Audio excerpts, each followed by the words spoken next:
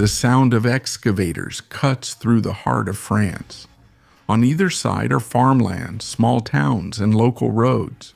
On the other side, a gigantic promise to open a new kind of water highway capable of connecting Paris to the logistical heart of Northern Europe. This is the Seine-Nord Canal, one of the most ambitious waterway projects on the continent. A 107-kilometer canal designed to receive vessels much larger than the current ones and to integrate France into the navigable network that passes through Belgium, the Netherlands, and other major European corridors. But there's a detail. The project, which was born as a symbol of clean transport, economic integration, and reducing trucks on the roads, has also become the target of criticism due to delays, cost overruns, and environmental concerns. Stay with us for the next few minutes and understand why this canal could change European logistics or become one of the most controversial projects in modern French infrastructure. The Seine-Nord Canal is under construction in northern France in the Hauts-de-France region.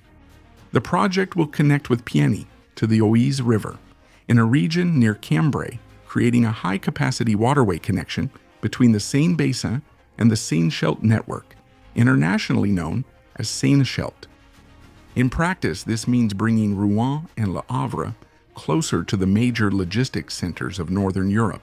It's not just an isolated canal, it's a missing piece in a continental mechanism. The project will be about 107 kilometers long, 54 meters wide, and around 4.5 meters deep. Dozens of road and rail crossings, 3 canal bridges, as well as locks capable of receiving large river convoys. But why did France decide to invest billions of euros to dig a canal when there is already a waterway network in the country? The answer to the previous question starts with an old bottleneck. France has important rivers, significant ports, and a privileged geographic position. But the river connection between the Paris Basin and Northern Europe has always faced limitations. The Canal du Nord, inaugurated in the 20th century, fulfilled this role for decades, but it was built for a smaller logistical scale. With the growth of container cargo flows, increased pressure on highways, and competition among European ports, the idea of a large-scale waterway has regained momentum. The goal was to allow much larger vessels to cross this region, transporting cargo that today depends on trucks or less efficient routes. The European Union began to treat the Seine-Scheldt network as a strategic corridor. The logistics are simple. If the Seine Basin is continuously connected to the Scheldt, to Belgium, to the Netherlands, and further on, to the Rhine, a river network is created that can integrate some of the largest industrial, agricultural, port, and consumer hubs in Europe. But the history of the canal is also marked by configurations, political disputes, changes in the financing model, and successive delays. On paper, the idea seems as fluid as the water that will one day flow through there. In practice, turning this promise into concrete, excavated earth bridges, canals, and lock systems has become one of the greatest engineering challenges in present-day France. Today, the Seine-Nord Canal is no longer just an idea on maps and in speeches. The project has entered the actual construction phase. The route was divided into technical sectors, with preparatory work, permits, expropriations, excavations, locks, bridges, environmental restoration, and reorganization of local roads. Full navigation, however, is not expected to happen immediately. The most up-to-date schedule indicates that operations are expected to begin between 2030 and 2032 after a period of testing and checks. In 2026, 2 recent milestones show that the project has gained traction. In April, the main construction contract for Sector 1 between Compiègne and Parcelles was formalized. The route is about 18 kilometers long and involves earthworks, engineering structures, and the restoration of transport links. The consortium responsible brings together SPI Batignolles, NGE, and Bezix. In June, major construction sites began in Artois and Grand Brésil, with the start of work on the Oisille-Verger lock. It's important to point out that construction is not simply digging a long trench and filling it with water. A canal of this size requires precise control of the slope levels. It also requires soil stability, drainage, road reconstruction, protection of sensitive areas, and hydraulic structures capable of overcoming these differences in elevation. That's why the locks are central elements of the project. The canal will have 6 main large-scale locks and 1 junction lock with the Nord Canal. These structures will function as water elevators for vessels. Instead of overcoming ramps, the boats enter a chamber, the water rises or falls, and they continue their journey on another level. It's an old process, but on a modern scale, designed for convoys up to 185 meters long and thousands of tons of gas. Another decisive element is the canal bridge over the Sama Valley, known as Pont Canal de la Sama. This structure will be one of the most impressive sights of the project. A canal passing over the valley at almost 30 meters high in some places. It will be about 1.3 kilometers long with dozens of pillars and is expected to become one of the largest engineering structures on the canal. It lets the waterway cross the valley without disturbing the region's hydrological and transport balance. There is also a less flashy but decisive aspect, integrating the project into the surrounding area. Before each section can progress, teams need to map underground networks, move access points, adapt drainage systems, protect archaeological sites, and negotiate interventions with farmers, residents, and local administrations.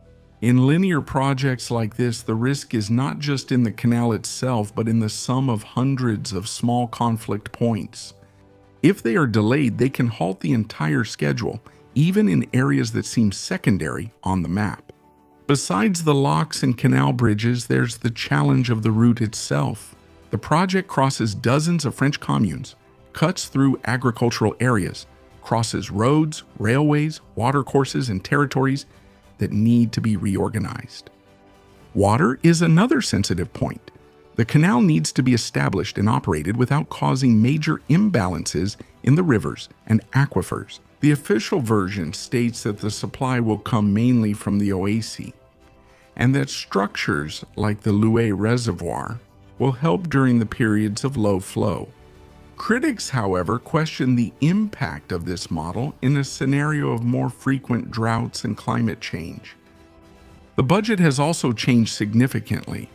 The 2019 financing agreement mentioned 5.1 billion euros. With the revision of the route, technical cost authorizations, and the schedule, the target cost rose to about 7.3 billion euros at current prices at the beginning of 2026. In fact, the French Court of Audit, the country's top public audit institution, warns that depending on the loans needed to balance the accounts, the total bill could rise even further.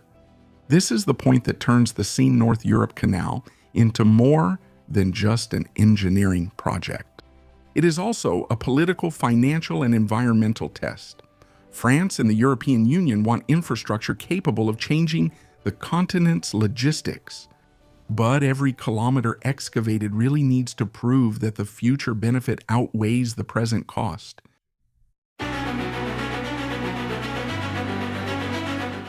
To understand the scale of the Seine-Nord Europe Canal, it's worth translating the numbers into Brazilian references.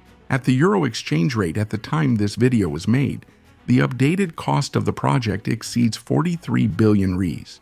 That's enough money, for example, to fund a gigantic highway extension. If we use the concession of BR-381 from Minas Gerais in Belo Horizonte and Governador Valadares as a reference, the amount would be enough for something between 1,300 and 1,400 kilometers of highway corridor at this level of investment. It's basically like crossing a huge part of Brazil with road construction projects. For subways, the comparison is also alarming. Taking a heavy underground project like São Paulo's Line 6 Orange as a reference, this budget could be equivalent to about 37 kilometers of subway, more than twice the length of Line 6 itself. When it comes to popular cars, the numbers become even more apparent. Considering the average price of a new popular car at 75,000 Rs, the value of the Canal would buy approximately 577,000 units, an entire fleet, larger than many Brazilian cities. And if these cars were lined up, each about 4 meters long, they would form a line of more than 2,300 kilometers. It would basically be a line of vehicles capable of leaving São Paulo, crossing a large part of the country, and continuing for hundreds of kilometers. And in terms of length, the 107 kilometers of the Seine-Nord Europe Canal are similar to a trip from São Paulo to Campinas. The difference is that in northern France, this route won't run over asphalt, but through an artificial waterway designed to move cargo through the heart of Europe.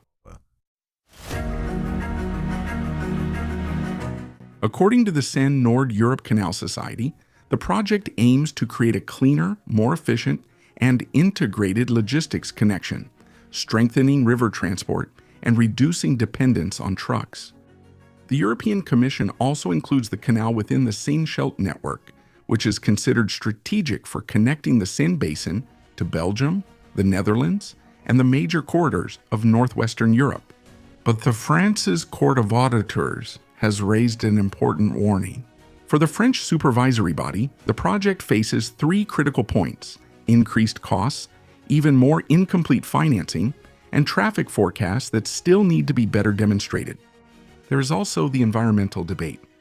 The official version presents the canal as a transition measure, capable of reducing emissions by transferring cargo from road to water. Critics, on the other hand, question the impact on farmland, biodiversity, water resources, wetlands, and the conversion of land to built use. The future of the canal, therefore, depends on a difficult equation. It needs to be big enough to change European logistics, but efficient enough to justify its own cost. The Seine-Nord Europe Canal could go down in history as a project that reconnected Paris to the logistical heart of Northern Europe. But it could also be remembered as the project that showed the real price of turning a green promise into excavation, concrete, water, and billions of euros. In the end, the question is not just whether France will be able to finish this canal. The question is, when the water finally flows through it, will Europe have enough cargo to justify such ambition? Thank you for watching this video until the end. What do you think about this impressive artificial canal created by France? Will it be efficient? Does Europe really need this structure? Or do you think it doesn't? That it's irrelevant or excessive? Leave your opinion in the comments. I'll be happy to read all of them. I'll stop here for now. Take care and see you in the next video.